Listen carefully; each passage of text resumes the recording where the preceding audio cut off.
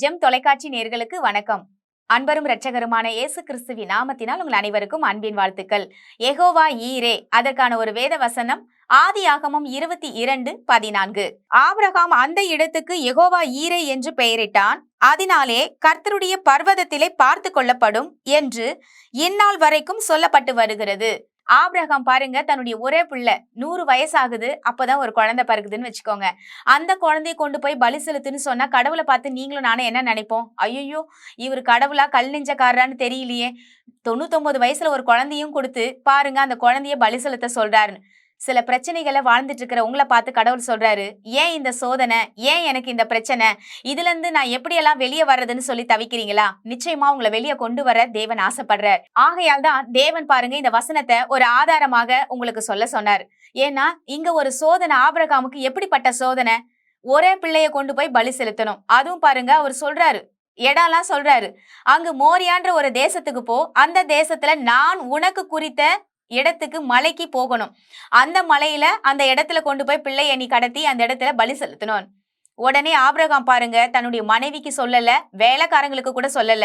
உடனே அவர் சொன்னதை கடவுளுக்கு கீழ்ப்படிஞ்சு அந்த மலைக்கு போய் என்ன செய்யறாரு பாருங்க, பலிய செலுத்த எண்ணெய், கத்தி எல்லாத்தையும் கொண்டு போயிட்டார், கயிறு எல்லாத்தையும் கொண்டு போயிட்டார்.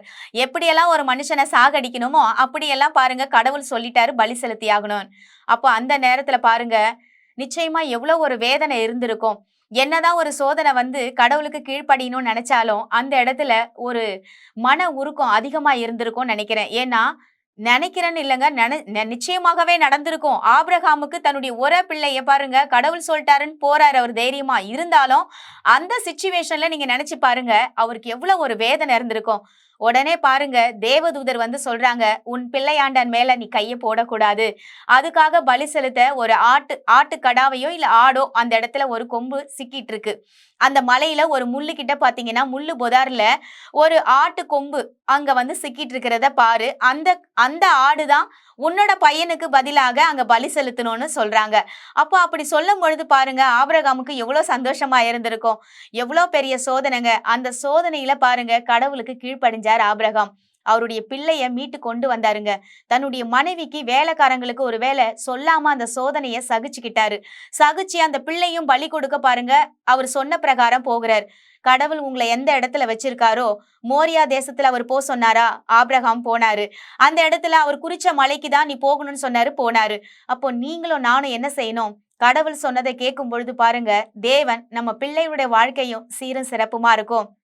அங்க பாருங்க ஒரு பலியாகிற ஒரு பொருளை தேவன் பாருங்க அவர் அந்த பலியை செலுத்த கூட கர்த்தர் பாத்துக்கிறார்.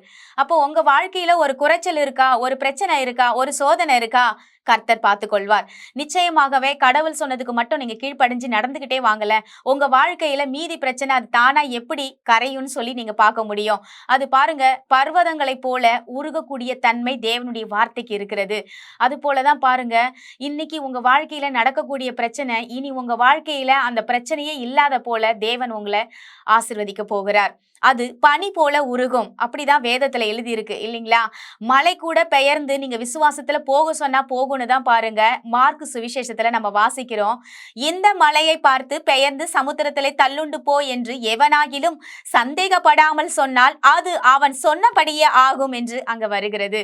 அப்ப மலை போல உள்ள பிரச்சனை நீங்க விசுவாசிச்சு இது என்னிடத்துல இருந்து இந்த பிரச்சனை, இந்த சோதனை, இந்த போராட்டம் போகும் என்று நீங்க விரட்டும் பொழுது பாருங்க அந்த இடத்துல தேவன் போக செய்வார்.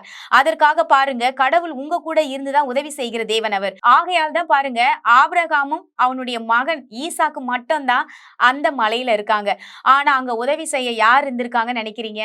தேவதூதர் வந்து பேசினாங்க. கடவுள் சொல்லாம தேவதூதர் வந்து பேசுவாங்களா? கடவுள் கிட்ட செய்தி வாங்கிட்டு வரவங்க தான் தேவதூதர். அங்க ஏஞ்சல்ஸ் வந்து சொல்லி பாருங்க அதை நிப்பாட்டி அதை பலிய செலுத்த விடாம, மகனை சாகடிக்காம அதுக்கு கீழே வர அடுத்த வசனத்தை வாசிச்சு பார்த்தா தெரியும். அந்த இடத்துல ஆசிர்வதிக்கிறார். மணலத்தனையாய் ஆசிர்வதித்தார், உன் சந்ததி இவ்வளவாய் ஆசிர்வதிக்கப்படும் என்று சொன்னார். ஒரே ஒரு பிள்ளைய கூட இல்லாத ஒரு மனிதனை தேவன் ஒரு பிள்ளைய கொடுக்கிறார். அதுக்கப்புறம் வானத்து நட்சத்திரங்களை போல உன் சந்ததி இவ்வளவாய் இருக்கும்னு சொன்னார். அது மாத்திரம் இல்லைங்க, தேவன் அந்த இடத்துல வாசிக்கும் பொழுது பாருங்க அவர்களை ஆசிர்வதிப்பது மட்டும் இல்ல, உன்னுடைய சத்துருக்களுடைய சுதந்திரத்தை சொத்தெல்லாம் உங்க பிள்ளைங்க அனுபவிக்கும்னு சொல்றாரு. நீங்க வாழ்க்கையில உடைஞ்சு போயிருக்கீங்களா? கஷ்டப்படுறீங்களா? சோதனை வந்துருச்சுன்னு நினைக்கிறீங்களா? அதுல இருந்து தப்பி போக தேவன் உதவி செய்வார். அவர்தான் யெகோவா ஈரே. யெகோவா ஈரே என்றால் கர்த்தர் பார்த்துக் கொள்வார். கடவுள் பார்த்துக்குவார் நம்ம சொல்றோம் இல்லையா? அந்த வார்த்தை தாங்க. வாங்க நம்ம இன்னைக்கு எல்லாவற்றையும் பிரச்சனையும் அவர் மேல தூக்கி போடுவோம். கடவுள் மேல தூக்கி போடுவோமே. அவர் நமக்காக வச்ச ஆசீர்வாதத்தை மட்டும் நம்ம எடுத்துக்க கொள்ள போறோம். அதுக்காக நம்ம ஜெபிக்கலாமா?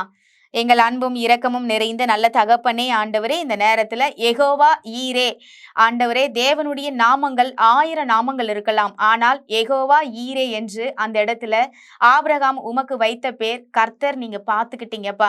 வாழ்க்கையில எவ்வளவு பிரச்சனைகள் வந்திருக்கலாம், போராட்டங்கள் ஆண்டவரே, சோதனைகள். ஆனாலும் கடவுள் பார்த்துக்குவாருன்ற நம்பிக்கை ஆபிரகாமுக்கு இருந்ததுனாலதான் அவ்வளவு உறுதியாக தன்னுடைய பிள்ளைய பலி கொடுக்க வந்தார். ஆனா பிள்ளை பலி செலுத்துவதை பார்க்கிலும் அதற்கான ஆடு பலி செலுத்த வேண்டும் என்று முன்னெச்சரிக்கையாக நீங்க ஏற்பாடு செய்து வச்சிருந்திருக்கீங்கப்பா.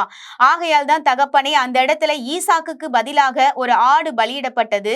அதை போல தேவகுமாரன் எங்களுக்காக, எங்களின் மித்தமாய் வந்த பாவத்தின் மித்தமாக வந்ததுக்காக இயேசு கிறிஸ்து கல்வாரி சிலுவை நீங்க சுமந்தீங்க. நீங்க தான் பதிலாடாக வந்தீங்க ராஜா. அதை நாங்கள் நினைவு கூர்ந்து உமக்கு கீழ்ப்படிந்து நாங்கள் ஆண்டவரே நாங்கள் நடக்க எங்களுக்கு உதவி செய்யும்படியாக நாங்கள் ஒப்பு கொடுத்து நாங்கள் வேண்டிக் கொள்கிறோம். இயேசு கிறிஸ்துவின் மூலம் ஜெபிக்கிறோம் நல்ல தகப்பனே, ஆமென். கர்த்தர் நம் அனைவரையும் ஆசீர்வதிப்பாராக. God bless you.